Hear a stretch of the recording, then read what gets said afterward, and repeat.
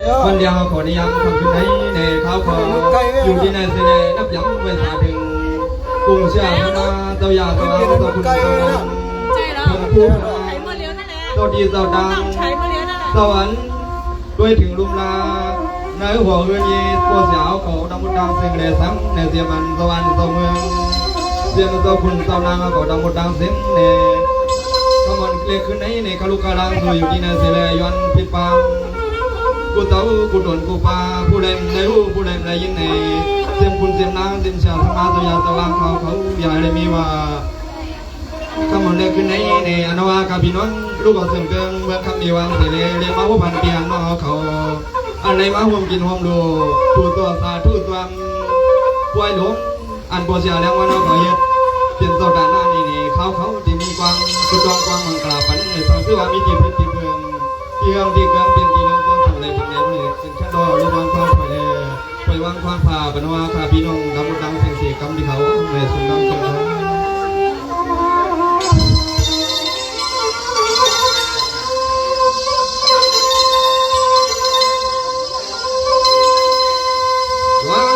สาธุนะโมกาสากาลวะมุปมาเวพระราตลาสังฆาโตคำสตังอาสามโม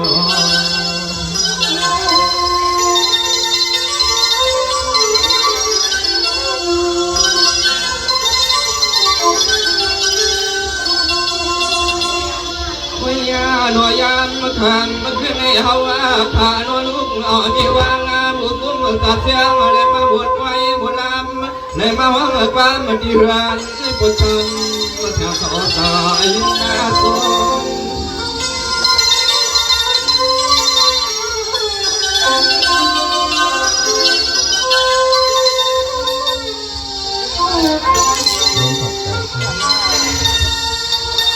วังอาเจือคำนี้ขัดยันไว้เสียงไม่พุทธาธรรมสังอาขาลิยาตัวนั้นกูตากูป้ากูคุณกูนางไม่เอาเสียงนี้เราสักรองฟังวันวันเพื่อนล้วน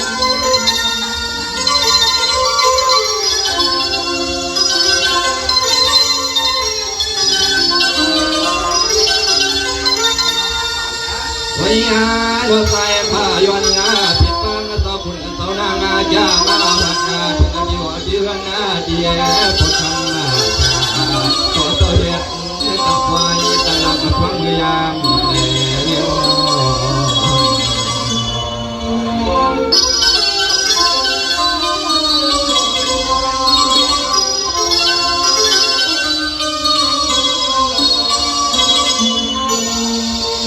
มาที่วันก็ต้องคิดมันอยู่ยันปังขนเสียงคุณเสียงนางตัวยาตัวอ้างตัวเพียงตัวตาก็เสียงเสียยันถูกฟังไม่รังกูต้องกูป้าเมื่อใต้ขามาบนมาเดี่ยวไว้ต่อเขาการโนสน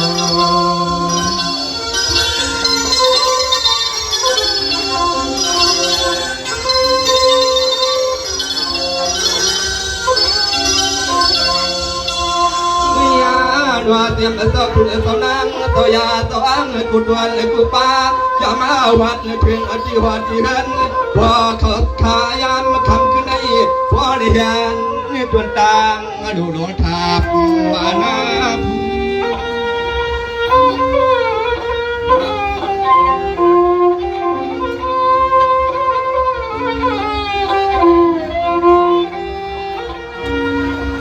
วางมาเปลี่ยนไปเนี่ยก็เปลี่ยนไปกินไปนะดูขอ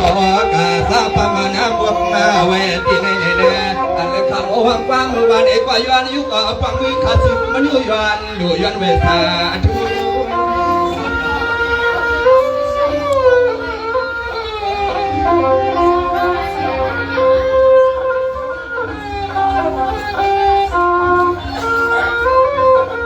วิญญาณตายข้าย้อนผิดบ้างตัวคุณสาวนางตัวยาตัวอ้างตัวเป็นตัวฉันตัวหลวงหดดวงตัวทอนขลุก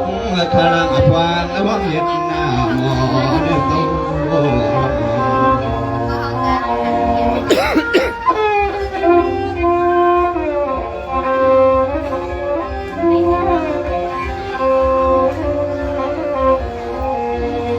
ที่ดวงคำนี้ขาดุกยานในปังขาโนสิบนางสว่างสาวทับเจ้าสิบนางสว่างสาวคัวขายงยังลวงสาวเทียนลวงเทียนดาวนังลวงตะกวงตางหูยิ่งกวงตางหมอข้างสม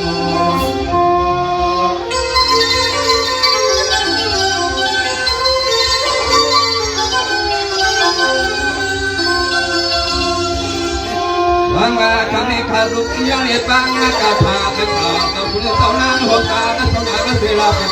ที่วันนั้นยศาก็มีอาที่แล้วก็มาตา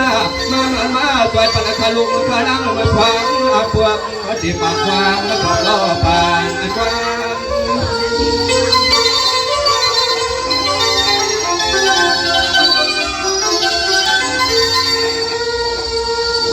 ามวังคำนี้ขาดูย้อนที่วังว่าตะวันทำเนื้อถูกปัดกวนหัวน้ำมือวันใจข้าอยู่ทางไหนทางขึ้นหน้านี่จะได้ตัวมาตามาใส่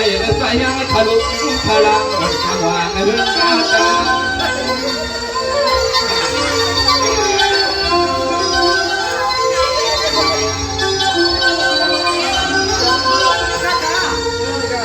ไม่อาโนต่อถึงทำงานตัวยิ่งตัวตายตัวผู้ตัวนายทุ่งปัดวันไหลเสียวดังเสียงมาวัดมาฝันฝันกลางหุ่นเลยใส่ขาดเลยอยากมาเลยนะหุ่นกับยาตัวหางจิกเขาบ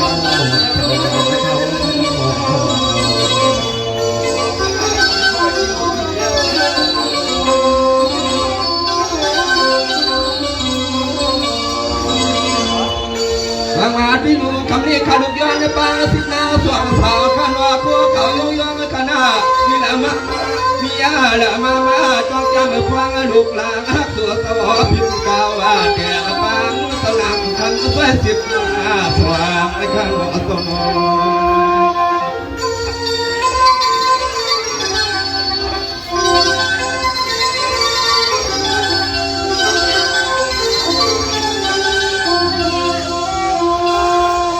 วิญญาณทวงหัวมาขานาซาถึงให้พ่อได้ดูในตังห่วงวังห่วงจันเท่าตาหน้าตังเสียงในว่าฟังเฮาที่เฮาหน้ามาหัวเจ้าที่ไปที่ลำและหันเพียงว่าดังสุดอ่านว่าปากหักไปสว่างด้วย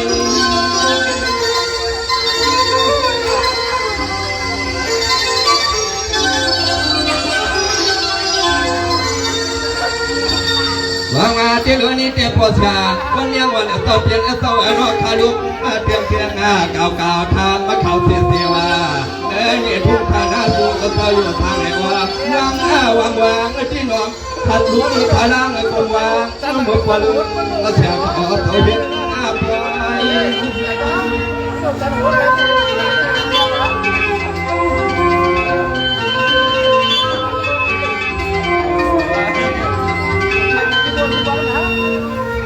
วิญญาณไว้ต่อปางได้เพียงไว้ไว้ควันไว้เพียงแน่ๆก็เพียงขาลุกขาล่างก็ย้อนวางฟ้ามาจนตัวกูดังดีก็เก่าก็ลูกล่างฟ้าในกัดแยงในข้าคำนี้คำนี้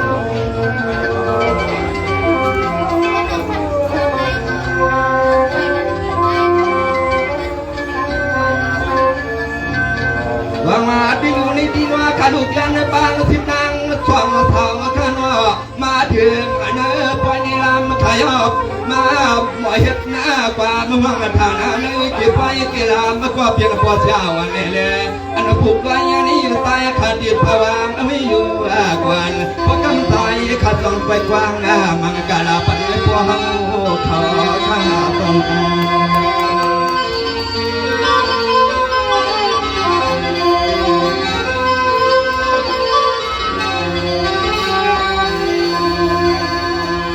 วิญญาณเอาปากคำก็เพียงแต่ตัวตายามทำขึ้นในนอที่กินที่สังวาก็เพียง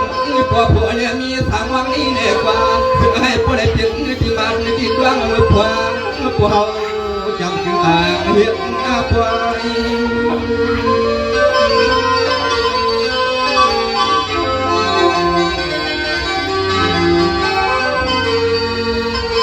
วางมา ที่เหลือพวกนี้ข้าต่อไว้ไว้กลางว่ากาทาไม่กว่าต่อคุณต่อหน้าต่อยาต่ออ้างต่อเพียงต่อนางเสียงในแล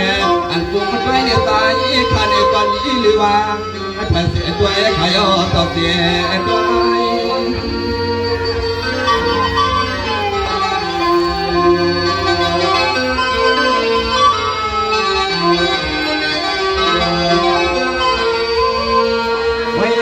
นอตัวหน้ามากันอขลุกขาล่างมาพอเดียวใส่สู้ตัวเล็กตัวไว้ปันกูอันกูเมียวที่หัวที่เฮือนต่อปลีสุชามชาลตัวหลอมวนจวนเจาะสายหักกูใส่สู้ปันขนาดตัว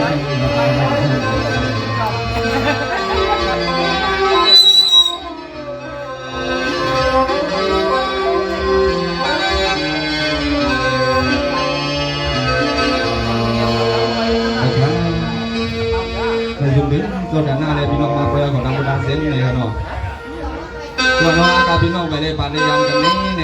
เขาตกไม่มาฟังมันกลาบพี่น้องเขาป้าภายไว้หลังในกันเนาะฉันรอเป็นมุมมองดวงถอดมันเปลี่ยนหมอกบางนางยิงเขาจีมา10 พุทธเดือนต่างในห้องภาพมาพันพี่น้องเขาดังหมดดังเสียงในเมื่อการพี่น้องไปในป่ายานกันนี้ในเป็นรอเป็นมุมมองดวงถอดเป็นไ